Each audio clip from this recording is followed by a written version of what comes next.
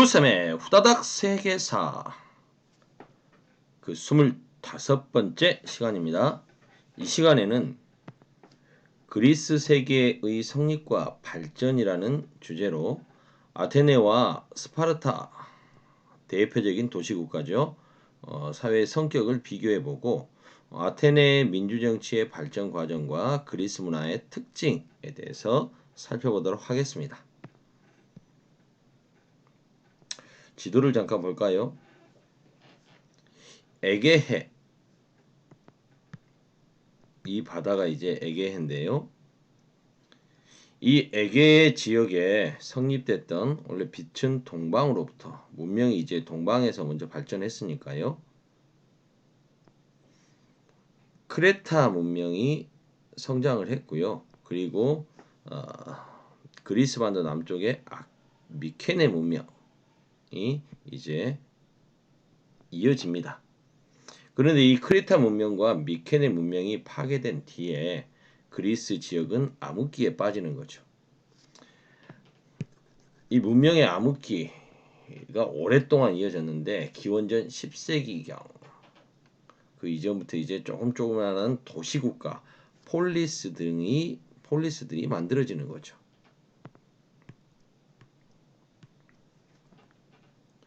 지도처럼 그리스는 해안이 굉장히 복잡하지 않습니까? 산악지형입니다. 오랫동안 통일국가를 만들기 힘들었던 거죠. 그래서 이런 해안과 가까운 평야지대를 중심으로 촌락을 형성하고 방어를 하기 좋은 높은 언덕에 성벽을 쌓고 요새를 만드는 게 이제 폴리스로 발전하게 되는 거죠. 복잡한 해안성과 많은 산지, 통일국가 형성이 어려웠다.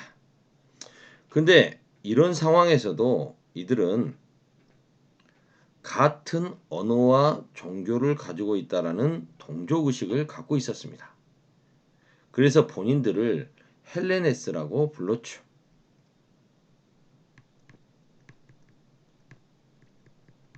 우리는 헬레네스다. 그리고 다른 민족, 자신들과 구분하기 위해서 알 수 없는 말을 쓰는 사람이라는 의미로 바르바로이라고 불렀습니다. 그리고 4년마다 한 번씩 올림피아 제전을 열었죠. 이게 올림픽의 기원이 된 건 다 아시죠? 그리고 이 폴리스들은 시가지와 농경 지역으로 구분되어 있었습니다. 그리고 그 시가지의 언덕 위에는 신전을 만들어서 정치와 울타리를 만들어서 요새가 되는 거죠. 그래서 성벽을 쌓고 요새가 된 그 언덕은 아크로폴리스. 여기는 이제 신전들을 세워서 정치와 군사의 중심지로 만들었고요. 그 밑에 넓은 광장에는 이제 집회와 상거래가 이루어지는 아고라가 있었던 거죠. 아크로폴리스와 아고라로 구성되어 있다. 대표적인 폴리스가 아테네와 스파르타 아니겠습니까? 지도로 다시 가볼까요? 아테네의 위치와 스파르타의 위치를 한번 확인해 보시죠. 아테네, 스파르타. 스파르타는 해안가에서 살짝 안쪽의 내륙이고 아테네는 해안가라는 걸 알 수 있습니다.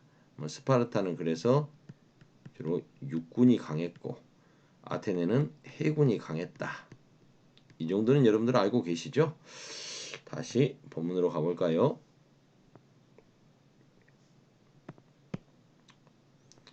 아테네는 처음에는 왕정에서 출발을 했습니다. 그런데 점차 귀족들이 힘을 키워가죠. 그래서 귀족들이 실권을 장악하면서 귀족정으로 바뀌게 됩니다.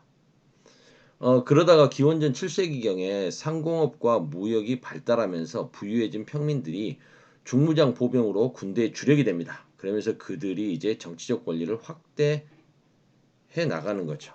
그러면서 이제 시민이 주인되는 민주정으로 발전하게 됩니다. 기원전 6세기 초 솔론이라고 하는 개혁가가 등장하는데요.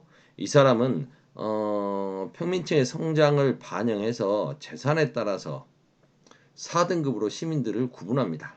그리고 그들에게 참정권을 차등 분배하는 계획을 실시하는 거죠. 참정권을 주는데 똑같이 주지는 않는다. 재산에 따라서 차등 분배를 합니다. 그러나 이러한 솔론의 계획은 귀족들은 귀족대로 반대하고 평민들도 평민들대로 불만을 갖죠. 이러한 혼란을 틈타서 이제 독재자인 참주 등이 등장하게 됩니다. 이런 독재자가 출현해서 정권을 장악하게 되니까 이제 이들을 쫓아내야 되겠죠. 그래서 기원전 6세기 후반 클레이스테네스는 참주들을 몰아냅니다. 그리고 다양한 계획을 실시해서 민주정의 기틀을 마련하죠. 먼저 이 사람은 혈연 중심의 부족제를 거주지 중심으로 개편합니다.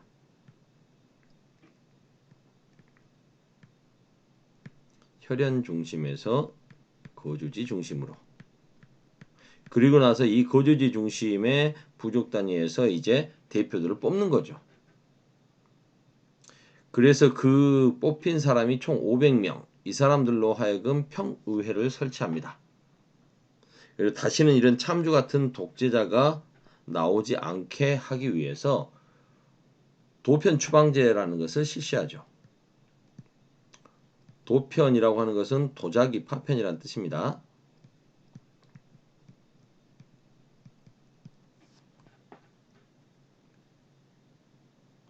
아고라에 널판을 두르고 10군데의 입구를 남긴 다음에 부족별로 들어와서 사람들 이름을 새긴 도자기 파편, 그 이름 새긴 쪽을 안 보이게 해서 엎어가지고 놓고 갑니다. 나중에 이 개수를 세봐서 총 6,000표 이상의 표를 받은 사람이면 그 사람이 누구든 간에 고소한 사람이든 피고소인이든 독재자가 될 만한 사람이 있으면 이 사람을 고발한다 라고 해서 예를 들어 여러분들이 저를 푸쌤이 참주가 될 것 같다라고 고발을 했어요. 제가 6,000표 이상 나오면 저는 10년 동안 아테네에서 쫓겨납니다. 추방당하는 거죠. 만약에 여러분 이름이 6,000표 이상 나온다. 여러분이 저를 이렇게 고발을 했어도 여러분이 쫓겨날 수도 있습니다. 이게 도편 추방제죠. 또 다른 대표적인 폴리스 스파르타는 도리스인들이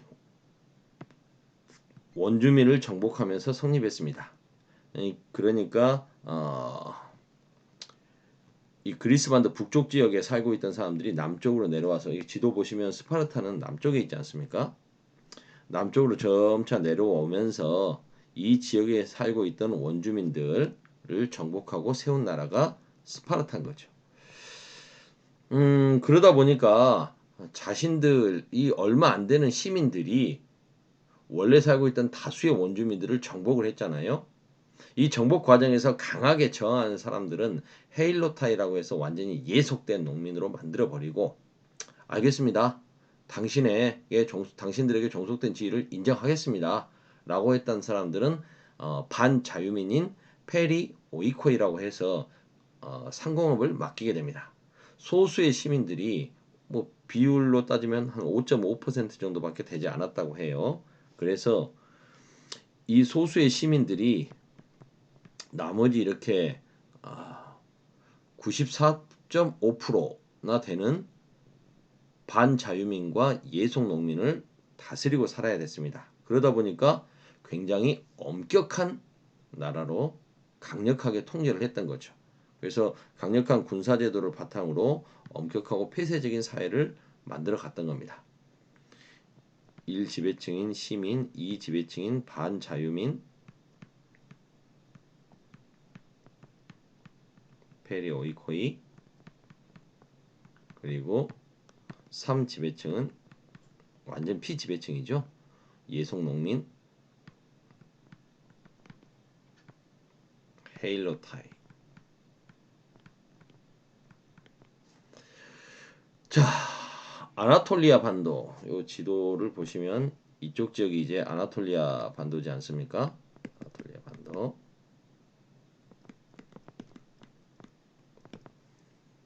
이 아나톨리아 반도에서 이제 페르시아가 성장을 하죠. 아케메네스 왕조 페르시아가 성장을 합니다. 그러면서 이 아케메네스 왕조 페르시아가 이제 점차 그리스 쪽으로 세력을 넓혀가는 거죠. 지중해 쪽으로 이제 세력을 쫙 넓혀 오는 거 아니겠습니까? 그러다 보면 이제 그리스 사회와 충돌을 할 수밖에 없는 거죠. 그래서 무려 3차례에 걸쳐서 페르시아 전쟁이 일어나게 됩니다. 2차 침입 때 여러분들이 이제 페르시아와 그리스 세계의 전쟁하면 영화로 많이 기억하실 거예요. 300이라고 하는 영화로 기억하실 텐데 페르시아의 2차 침입 때 스파르타의 왕이 그들을 막아내기 위해서 싸우다가 전사한 전투가 바로 테르모필레 전투 아닙니까? 그리고 이제 살라미스 해전, 해군에서는 살라미스 해전, 육전에서는 테르모필레 전투. 이게 바로 그 페르시아와 그리스 전쟁 중에 그 3차 페르시아 침입 때 일어났던 일들이고요. 여러분들이 또 유명하게 잘 아는 것은 2차 침입 때 그리스 반도로 상륙한 페르시아 군대를 마라톤 평원에서 물리친 마라톤 전투. 이것도 여러분들이 잘 아실 겁니다. 이게 이제 현재 요 올림픽에서 마라톤의 유래가 되지 않습니까? 다시 본문으로 가볼까요? 3차례에 걸쳐서 페르시아와 전쟁을 했고 결국 그리스가 페르시아를 격퇴합니다. 근데 이때 이제 그리스 세계의 중심 국가로 성장하게 된 게 아테네죠. 그래서 아테네는 이제 그리스 세계의 맹주로서 델로스 동맹을 이끌게 됩니다. 델로스는 이 지도에 보시면 이 지도로 보는 게 더 편하겠네요. 델로스 섬이라고 되어 있죠. 이 섬에서 모여가지고 회의를 한 겁니다. 동맹을 맺는 거죠. 이게 델로스 동맹입니다. 근데 이 델로스 동맹의 맹주로서 아테네가 이제 그리스 사회를 이끌게 되는데 이러면서 이제 아테네는 전성기를 맞이하게 되는 거죠. 이때 아테네의 지도자가 페리클레스.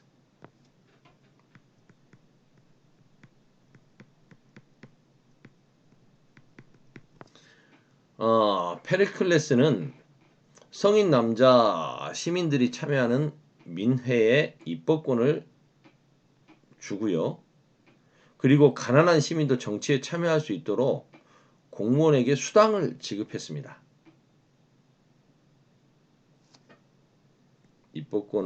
민회가 입법권을 가졌고 수당을 줬습니다. 더군다나 또 재밌는 건 장군과 같은 특수직, 이건 꼭 전문직이어야 되니까 싸울 줄 아는 사람들이 군대를 지어야 되니까요. 이런 거 빼고 나머지 공무원이나 그 재판에서의 배심원 이런 사람들은 추첨으로 뽑아요.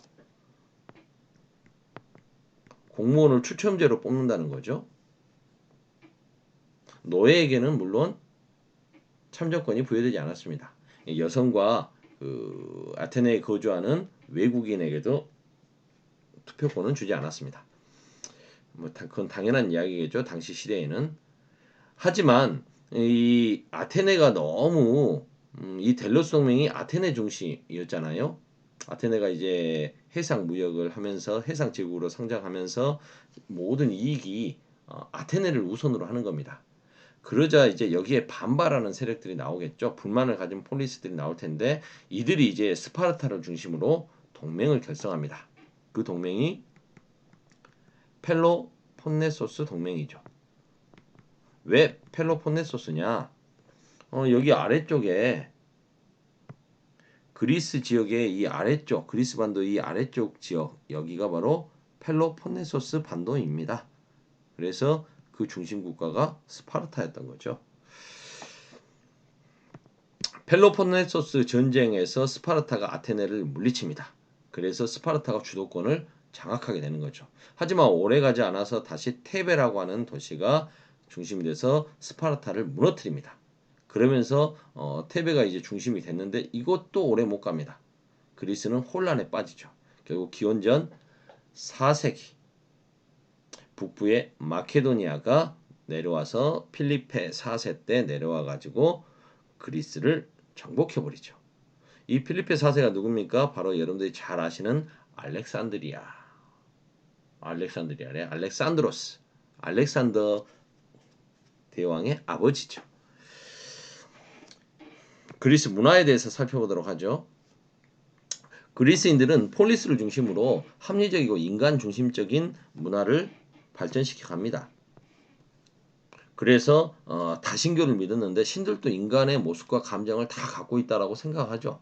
뭐 여러분이 잘 아시는 최고의 신 제우스, 그의 아내 헤라, 바다의 신 누굽니까? 포세이돈, 태양과 음악과 시의 신 아폴로, 전쟁의 신 아레스, 지식의 여신 아테나, 미의 여신 뭐 아프로디테, 상업의 신 헤르메스, 뭐 이렇게 등등 해서 12명의 신들이 살고 있다고 믿었던 거죠. 올림포스 산에서. 이러한 신들의 이야기를 문학과 예술로 만들지 않습니까? 문학 작품으로서는 대표적인 게 호메로스의 일리아드와 오디세이아라고 하는 서사시가 있고요. 그 다음에 건축물로서는 그 아테네의 수호신 아테나에게 바치는 신전. 보면 이제 아크로폴리스 위에 딱 신전이 만들어져 있지 않았겠습니까?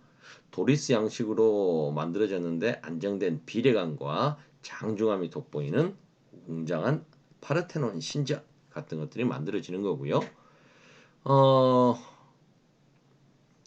그리고 이제 이 아이퀼로스니 소포클레스니 에우리피데스니 이런 사람들은 이름도 힘드네요. 극작가입니다. 연극이 널리 유행했는데 이런 비극과 같은 좀 슬픈 이야기 이런 이야기를 많이 써서 유명해졌다고 하네요. 뭐 이 사람들 말고도 뭐지 아리스토파네스 같은 사람은 희극작가 있었습니다. 해피엔딩으로 좀 즐거운 이야기도 있어야 되겠죠. 비극만 있으면 좀 그렇고. 그 다음 역사책은 헤로도투스가 쓴 역사라는 책을 쓰죠. 헤로도투스는 이 사람이 그냥 쓴 책 이름에서 역사 히스토리란 말이 유래를 했다고 하죠. 역사를 씁니다. 이건 그 페르시아 전쟁을 다룬 역사책이고요. 그 다음에 이 책 때문에 헤로도투스는 역사의 아버지라고 불립니다. 그 다음에 이 투키디데스는 펠로폰네소스 전쟁을 다룬 이야기를 쓰죠. 그 책 이름도 역사입니다. 이 사람은 펠로폰네소스 전쟁을 썼고 헤로도투스는 페르시아 전쟁을 썼다.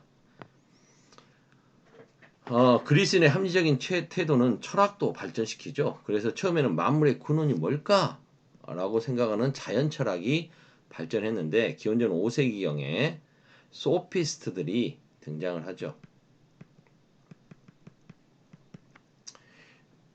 이들은 수사학과 변론을 발전시키면서 진리의 상대성을 강조하고 철학의 관심을 인간과 사회로 돌립니다.